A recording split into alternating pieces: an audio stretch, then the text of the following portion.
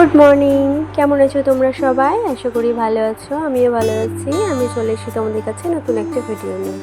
আশা করি তোমাদের ভিডিওটি ভালো লাগবে। তো সকাল সকাল আমার কাজকর্ম ফটাফট করে নিয়েছি, আর এদিকে ভাত বসিয়ে দিয়েছি। আর এদিকে দেখো আমি আমুড়ি খাচ্ছি, আর এদিকে দেখো এটা হচ্ছে মিঠি।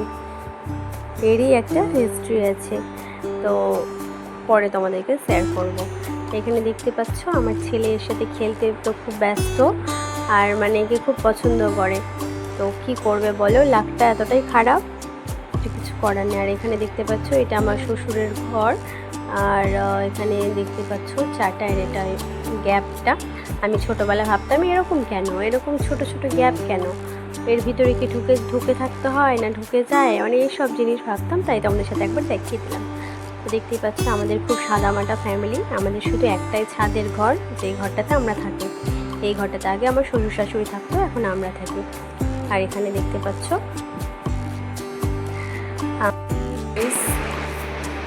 তো এখন 12টা বেজে গেছে। এখানে বাবুকে ঘুম পাড়িয়ে দিয়েছি, কোলবালিশ দিয়ে ঘিরে দিয়েছি ওকে। মানে কি বলতো, ঘুম পাড়ানোর অনেক চেষ্টা করছিলাম কিন্তু ঘুমোয়নি, ওই জন্য কোনো কাজও হয়নি, সব কাজ ছড়িয়ে ছিটে পড়ে আছে। তো এখন বাড়িতে মিস্ত্রি কাজে লেগেছে, একটা টিন ফুটো হয়ে গেছে, সেটার জন্য একটু রিপেয়ারিং হচ্ছে, তার জন্য একটু আওয়াজ হচ্ছে। তো সেটাই আর কাজ হচ্ছে আর কি। তো চলো ফটাফট রান্নার দিকে লেগে পড়ি, কারণ নাহলে দেরি হয়ে যাবে। অলরেডি 12টা বেজে গেছে, অনেক লেট হয়ে গেছে। চলো আমি ফটাফট কাজগুলো করে নিই।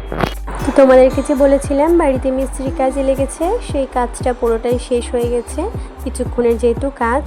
আর এদিকে বাবুকে দেখো, আর এদিকে রুমটা দেখো, সোফাটা এলোমেলো হয়ে আছে, ওপরে টিনটাই শুধু নতুন টিনটা সেট করা হলো। আর এদিকে বাবু দেখো বোতল নিয়ে খেলা করছে। আর এদিকে আমার শাশুড়ি মা রান্না করছে, মানে সব রান্না তো আমি করেই নিয়েছি, শুধু শাকটা বাকি ছিল। আমি শাকটা ঠিকঠাক পারি না, সেই জন্য সেটা উনি করছে। আর এদিকে আমি খাওয়া দাওয়া হয়ে গেছে, আমাদের রান্নাবান্না সব কমপ্লিট করে খাওয়া দাওয়া করে নিয়েছি, বাবুকেও খাইয়ে দিয়েছি। তারপরে ভাবলাম বাসনগুলো তো কয়েকটা আছে, সেগুলো মেজে নিই। আর সুজিতও চলে এসছে, ও বাবুকে নিয়ে ঘরে খেলা করছে, আর আমি এদিকে আমার কাজগুলো সেরে নিচ্ছি। সব বাসনপত্র সব আগেই মাজা হয়ে গেছে, এখানে সামান্য কয়েকটা বাসন ছিল, সেগুলো আমি জলদি মেজে নিচ্ছি। আর তারপরে তো তোমাদেরকে যে কথাগুলো বলার ছিল, বলেছিলাম যে বলবো, ওই যে বাচ্চা মেয়েটাকে দেখেছো, ওটা হচ্ছে ওর নাম মিঠি, মানে মিঠি আমরা বলে ডাকি। তার নাম মিঠি নয়, তার নাম হচ্ছে অনুরাধা। মিঠি হচ্ছে ওর ডাক নাম। তো যাই হোক, ওরই যে মা, ওর সাথে আমার খুব ভালো বন্ডিং ছিল। ওর নাম সোমা, ওর সাথে খুব ভালো বন্ডিং ছিল, মানে খুব ফ্রেন্ডলি, মানে ফ্রেন্ডের মতন। আমাদের এখানে সেরকম কারোর সাথে কথা বলা বলি নেই, মানে আছে মোটামুটি, সেরকম এখানে লোকজনও নেই পাড়াতে। তো ওর সাথে আমার বন্ডিংটা খুব ভালো ছিল, খুব মিলামিশা করতাম, গল্প করতাম, সব মনের কথা শেয়ার করতাম। তো হঠাৎ করে মিঠির বাবাটা হঠাৎ করে মারা গেল, তার জন্য ওর মায়ের বাড়িতে শিফট হয়ে গেল। তার জন্য মিঠিও মাঝে মধ্যে আসে, ওর মাও মোটামুটি খুব কমই আসে। তো সেরকম আর কথা হয় না, দেখা হয় না, আমি অনেকটাই একা হয়ে গেছি। আগে খুব ভালো লাগতো। যাই হোক, এটাই ছিল ওদের হিস্ট্রি। তো এখনও দেখা টেকা হয়, কথা টথা হয়, সেটা না। তো আর কি বলবো, চলো। এদিকে দেখতে পাচ্ছ আমি ছাদে জামা কাপড় তুলতে এসে পাগুলো নাচিয়ে চলে যাচ্ছি, কারণ প্রচণ্ড গরম, এত রোদ্দুর যে পা আমার পড়ে যাচ্ছে। না পেরে দৌড়িয়ে নিচে গেলাম, সুইটকে বলছি বাপরে বাপ, আমার অবস্থা তো পুরোটাই শেষ। এদিকে নিচে জামা কাপড় তুললাম, এদিকে ওপরে তুললাম, মানে পুরো পাগল অবস্থা। তারপরে চলে এসেছি সন্ধ্যাবেলা চা করতে, আমার শ্বশুরমশাই চা খাবে, তার জন্য আমি চা করতে চলে এসেছি, কারণ আমার ছেলেকে ধরে আছে উনি। আমি বললাম একটু ওনাকে চা করে দিই, আর আমারও কমপ্লেন খাওয়া হয়ে যাবে। তো এর জন্য আমি চা করতে চলে এসেছি। তো তোমরা দেখো, ভিডিওটি এনজয় করো।